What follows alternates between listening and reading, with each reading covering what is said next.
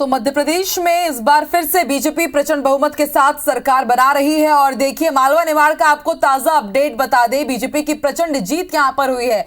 66 में से 48 सीटों पर बीजेपी ने बाजी मार ली। पहले हम आपको 45 सीट बता रहे थे, लेकिन अब 3 सीटों पर नतीजा और आ गया है। सिर्फ 17 सीटों पर कांग्रेस के उम्मीदवार जीते हैं। 1 सीट पर निर्दलीय उम्मीदवार ने जीत हासिल की है। मालवा निमाड़ की 7 जिलों में कांग्रेस का खाता ही नहीं खुला है। तो मालवा निमाड़ के साथ ही हर एक संभाग का हर एक बुलेटिन में हम एनालिसिस कर रहे हैं। मालवा निमाड़ की 66 सीटों की अगर बात की जाए तो साल 2018 में बीजेपी को 28 सीट मिली थी, और लेकिन देखिए यहां पर लगभग दुगनी सीट जीतने में कामयाब हुई है बीजेपी। 47 सीट इस बार 66 में से अपने नाम किए बीजेपी ने, और कांग्रेस को पिछली बार 35 मिले थे, लेकिन इस बार सिर्फ 18 तक ही सिमट गई है कांग्रेस। तो 35 से 18 में जा पहुंची है कांग्रेस, और 28 से 47 का एक बड़ा जंप मालवा निमाड़ में बीजेपी ने हासिल किया है। और तमाम जो जीत के फैक्टर्स रहे उस पर हम लगातार हर एक बुलेटिन में पॉलिटिकल एनालिसिस भी कर रहे हैं। हमारे साथ संभागवार रिपोर्टर्स जुड़ रहे हैं, और जैसा कि हमने आपसे वादा किया था कि कल जो नतीजों की आपाधापी में हम आपको संभागवार विश्लेषण नहीं बता पाए थे, लेकिन आज हम हर एक संभाग का पूरा एनालिसिस आपके सामने रख रहे हैं। रिपोर्टर्स हमारे साथ जुड़ रहे हैं, एक्सपर्ट्स हमारे साथ जुड़ रहे हैं, और कोशिश यही कि हर एक संभाग, जिस भी संभाग से आप ताल्लुक रखते हैं, उसकी पूरी पिक्चर आपके सामने हम क्लियर कर सकें।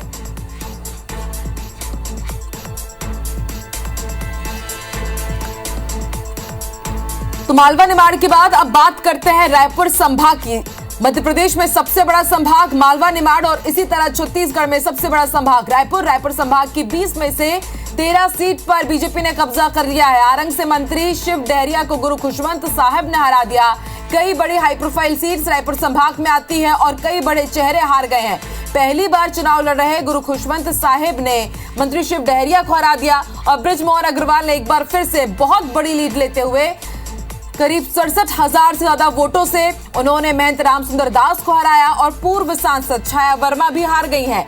दरसीवा से अनुज शर्मा ने उन्हें हरा दिया है, जो पहली बार इस बार चुनावी मैदान पर रहे हॉलीवुड के बड़े कलाकार। और देखिए अनुज शर्मा ने छाया वर्मा को हरा दिया।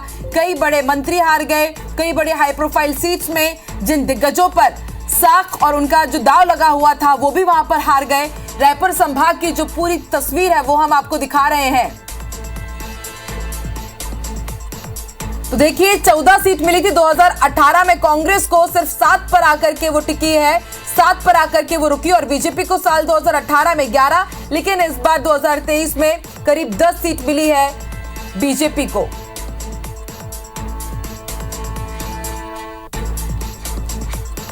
और जैसा कि हमने आपको कहा कि रायपुर संभाग की भी हम आपको जानकारी देंगे, मालवा निमाड़ की भी जानकारी देंगे। हर एक बुलेटिन में संभागवार हम एनालिसिस कर रहे हैं। 2 सहयोगी हमारे साथ जुड़ चुके हैं, राजेश मिश्रा रायपुर से, और इंदौर से अंशुल मुकाती जुड़ चुके हैं। सबसे पहले रुक कर लेते हैं इंदौर का, क्योंकि मालवा को सियासत का गेट कहा जाता है अंशुल, और जिसने मालवा को जीत लिया ये पक्का है कि सरकार उसी की होगी। और ये हम देख भी रहे हैं कि 28 से 47 तक जा पहुंची है बीजेपी मालवा निमाड़ में। तो ऐसा क्या जादू चला? क्या कैलाश विजयवर्गीय को इंदौर में जो वापस भेजा गया है, इसका असर हम देख रहे हैं कि इंदौर की सभी सीटें बीजेपी जीतती है, और पूरे मालवा निमाड़ में भी इतनी अच्छी सीट्स बीजेपी की, और कहां पर चूक गई है कांग्रेस?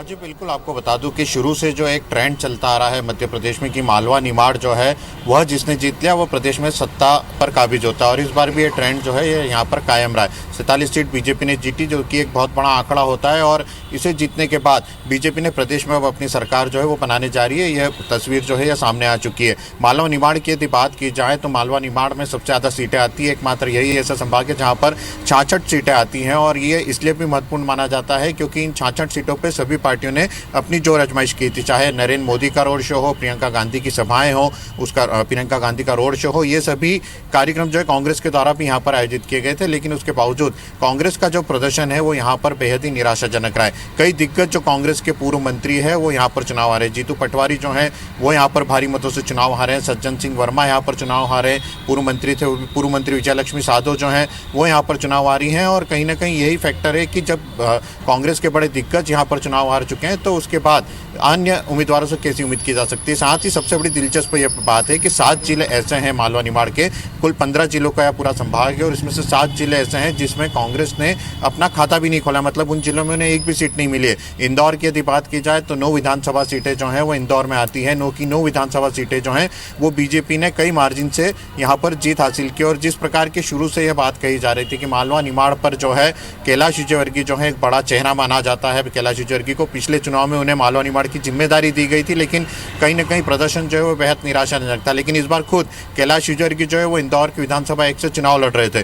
कैलाश विजयवर्गीय के चुनाव में आने के बाद ये कयास लगाए जा रहे थे कि आसपास की सीटों पर भी इसका असर दिखाई पड़ेगा। और जिस तरह के नतीजे आए उससे एक बात तो साफ हो गई है कि बड़े चेहरों के मैदान में होने से कहीं ना कहीं उसका असर जो है अन्य सीटों के ऊपर पड़ा है। और यही कारण भी रहा है कि इंदौर में बीजेपी ने 30 साल बाद क्लीन स्वीप ली है। बड़े बड़े दिग्गजों को हरा करके लोग जो बीजेपी के प्रत्याशी हैं वो सामने निकल करके आए। इंदौर से राजेश सोनकर को चुनाव लड़ने के लिए सोनकच भेजा गया था, जहां से कि सज्जन सिंह वर्मा सिटिंग एमएलए थे, लेकिन वहां पर भी राजेश सोनकर ने जीत हासिल की। और उसके पीछे का एक बड़ा फैक्टर यह भी बताया जा रहा है कि जिस प्रकार की सभाएं और जिस तरह का चुनावी कैंपेन बीजेपी ने किया था, चाहे उसमें सोनकच में उत्तर प्रदेश के सीएम योगी की सभा मानी जाए या इंदौर में प्रधानमंत्री का रोड शो माना जाए, आसपास खरगोन में जेपी नड्डा का रोड शो माना जाए, यह तमाम जो कार्यक्रम बीजेपी के द्वारा किए गए थे इसका कहीं ना कहीं असर जो है वो इस बार दिखाई दिया है। साथ ही आदिवासी सीटों को लेकर के कई चर्चाएं जो है वो यहाँ पर चल रही थी। 10 सीटों पर जो है जयेश चुनाव लड़ रहा था और ये बताया जा रहा था कि जयेश जो है वो कहीं ना कहीं कांग्रेस और बीजेपी दोनों को डैमेज करेगा, दोनों को इसका नुकसान उठाना पड़ेगा। लेकिन इसके पीछे भी कहीं ना कहीं नुकसान जो है कांग्रेस को ही सबसे ज्यादा उठाना पड़ा है। जयेश जहां जहां चुनाव लड़ रहा था वहां कांग्रेस प्रत्याशियों की लीड जो है वो जरूर कम हुई। हालांकि एक निर्दलीय उम्मीदवार जो है वो मालवा निमाड़ में निकल करके सामने आए। भारत आदिवासी पार्टी जो है वो कुछ दिन पहले ही गठित की गई थी और उसके बाद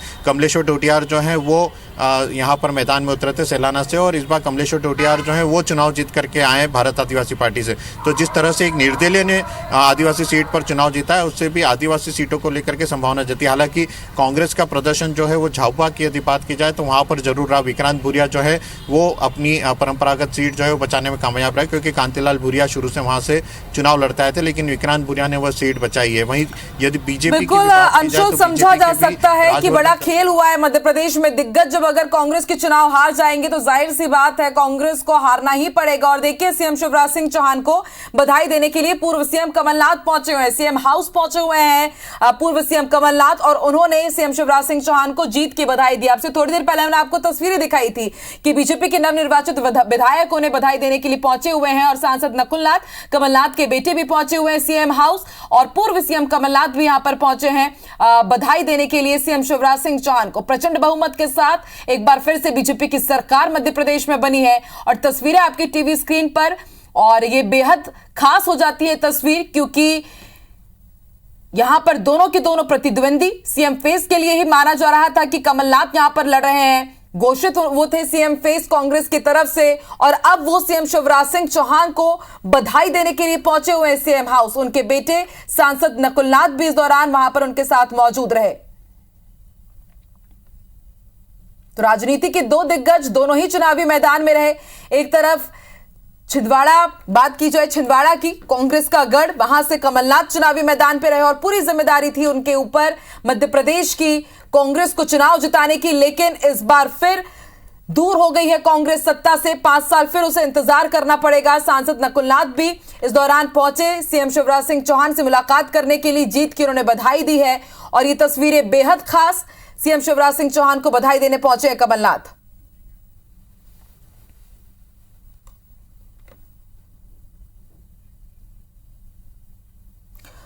तो लगातार हमारे साथ सहयोगी भी जुड़े हुए हैं, संभागवार हम एनालिसिस कर रहे हैं कि आखिर बीजेपी ने आखिर ऐसा क्या किया है कि बीजेपी का जादू इतना चला है। रायपुर संभाग की बात कर लेते हैं। राजेश, रायपुर संभाग में बीजेपी ने परचम फहरा दिया है। ऐसा वो कि मंत्री शिव डहरिया हार जाते हैं, गुरु रुद्र कुमार हार जाते हैं और बृजमोहन अग्रवाल 60,000 से ज्यादा की लीड ले जाते हैं। रायपुर संभाग की 20 में से 13 सीट बीजेपी आई और रायपुर की अगर बात की जाए तो सभी सीटों पर बीजेपी का कब्जा। ऐसा क्या जादू चला है और कहां पर बीजेपी कांग्रेस से गलती हुई है?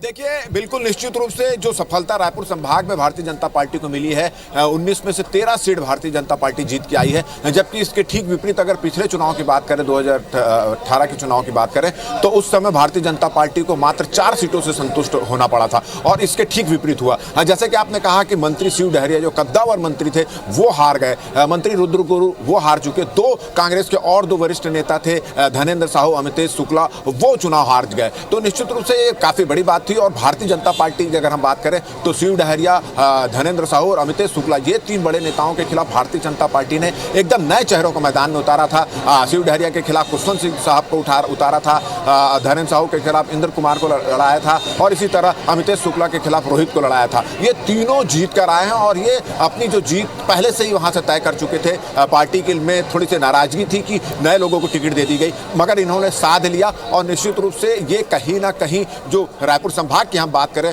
तो जिस तरह से विकास कार्य ठप पड़े हुए थे रायपुर संभाग में, खासकर राजधानी रायपुर की बात करें और आसपास के क्षेत्रों के बाद, विकास कार्य एकदम शून्य हो चुका था। और एक नहीं कई बार भारतीय जनता पार्टी के नेताओं ने ये चुनौती दी थी कि एक भी काम मुख्यमंत्री भूपेश बघेल और मंत्री बता दे जो उनके कार्यकाल में जिसका शिलान्यास हुआ हो या जिसका भूमि पूजन उन्होंने किया हो। एक बड़ा मुद्दा। दूसरा मुद्दा भ्रष्टाचार, घोटाले और बढ़ते अपराध का यहाँ पर देखा गया और यही सब चीजें जो है वो भारतीय जनता पार्टी को यहाँ पर जीत यहाँ पर दिलाई है। और निश्चित रूप से जिस तरह से बृजमोहन अग्रवाल 67 वोट से जीत के आए हैं, ये भी एक तरह से अपने तरफ से एक प्रकार से रिकॉर्ड है। और अगर बात करें तो धरसीवां की, जिसमें भारतीय जनता पार्टी ने एक प्रयोग किया और अनुज शर्मा जो छत्तीसगढ़ी फिल्म के हीरो हैं उनको वहां से मैदान में उतारा था और वहां से वो जीत के आए। हालांकि जब उनके नाम की घोषणा हुई थी तो वहां पे भी उनका भी काफी विरोध हुआ था।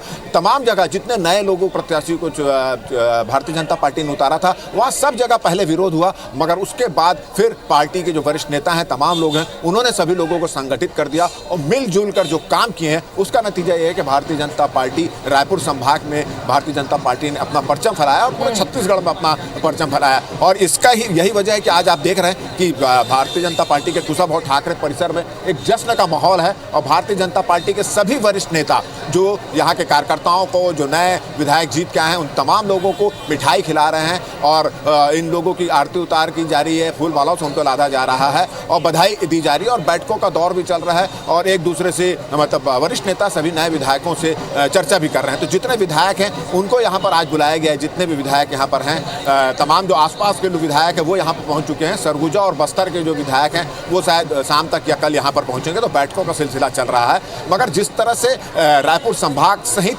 संपूर्ण छत्तीसगढ़ में भारतीय जनता पार्टी को जो सफलता मिली है, ये भले भारतीय जनता पार्टी के नेता कुछ भी कहें मगर उनको भी इस आंकड़े की उम्मीद नहीं थी। बहुमत हासिल करेंगे जरूर बोलते थे, स्पष्ट बहुमत के साथ आएंगे, ज्यादातर विधायक जीत के आएंगे, तमाम बातें करते थे, मगर जो आंकड़ा सामने में आया है 54 का आंकड़ा, वो आंकड़े तक भारतीय जनता पार्टी पहुंच जाएगी इसका भरोसा नहीं था। मगर इसके पीछे यही माना जा रहा है कि राष्ट्रीय नेताओं ने जो अपनी पूरी ताकत झोंकी और सब मिलकर जिस तरह से इन्होंने चुनाव लड़ा और इसमें कहीं ना कहीं महत्वपूर्ण भूमिका बोला जा सकता है भारतीय जनता पार्टी के घोषणा पत्र की रहेगी। महिलाओं के लिए जो है महतारी बंधन योजना जो शुरू की थी उसका एक बड़ा इफेक्ट रहा और ये भी एक तरह से मेरा मानना है कि मोदी जी की गारंटी पर जनता ने भरोसा दिखाया, भूपेश के भरोसे के बजाय मोदी जी की गारंटी पर भरोसा दिलाया और यही वजह है कि आज भारतीय जनता पार्टी छत्तीसगढ़ ही नहीं रायपुर संभाग में अपना वर्चस्व यहाँ पर दिखा चुकी है और ये एक अच्छा संकेत भी नजर आ रहा है। और अब जो है भारतीय जनता पार्टी में मुख्यमंत्री कौन होगा, मंत्री कौन होगा, इसका जोड़ तोड़ भी शुरू हो चुका है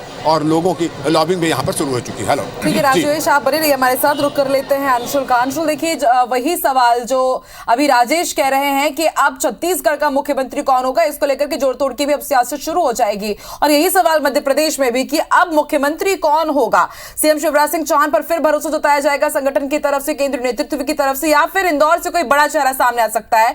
क्योंकि लगातार नाम कैलाश विजयवर्गीय का भी आगे चल रहा है और वो तो खुद ही कह रहे थे कि मैं सिर्फ विधायकी का चुनाव लड़ने नहीं आई हूं, पार्टी ने मेरे लिए कुछ बड़ा सोचा है। तो क्या ये बड़ा उसी तरफ इशारा कर रहा है? और इंदौर में जितने भी मंत्री इस बार जीते हैं या फिर पूर्व मंत्री जीते हैं, ये लगातार जीतते हैं, इसलिए एक नहीं 6 दावेदार इंदौर से कहे जा रहे। तो मालवा निमाड़ से ही अगला सीएम मिलेगा क्या? इसके लिए क्या समीकरण आप देख रहे हैं?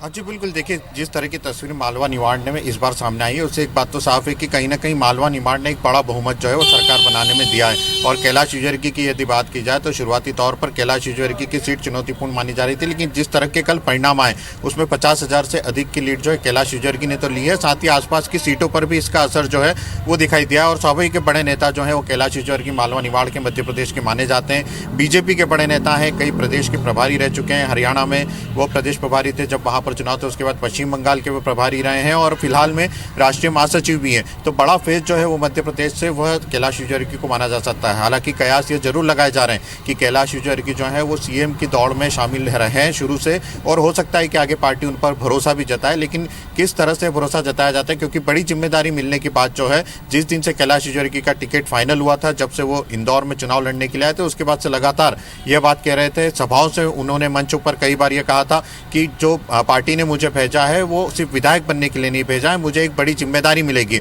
और चूंकि राष्ट्रीय महासचिव वो पहले से बीजेपी के हैं, उनके पास एक बड़ी जिम्मेदारी जो है वो संगठन की पहले से है। लेकिन 10 साल बाद उनकी वापसी जो है अब सत्ता में हुई है, और इस बात को उन्होंने भी कई बार कहा था कि मैंने संगठन का काम 10 साल से किया है, लेकिन अब मैं सत्ता में अपनी वापसी कर रहा हूँ, अब मैं विधायक बन रहा हूँ और उसके बाद पार्टी जो है मुझे बिल्कुल उनके इस बयान के बाद से कई तरह के कयास लगाए जा रहे थे अंशुल, और इसलिए तो कहा जा रहा है कि विजयवर्गीय का भविष्य सीएम फेस तय होने के बाद ही तय होगा कि अब आगे मध्य प्रदेश की राजनीति में उनका कद क्या होगा। सबकी नजरें टिकी हुई है कि मध्य प्रदेश का मुख्यमंत्री कौन होता है, छत्तीसगढ़ का मुख्यमंत्री कौन होता है। आप दोनों नजर बना के रखेगा। सियासी हलचल का अपडेट आपसे लेते रहेंगे। शुक्रिया फिलहाल।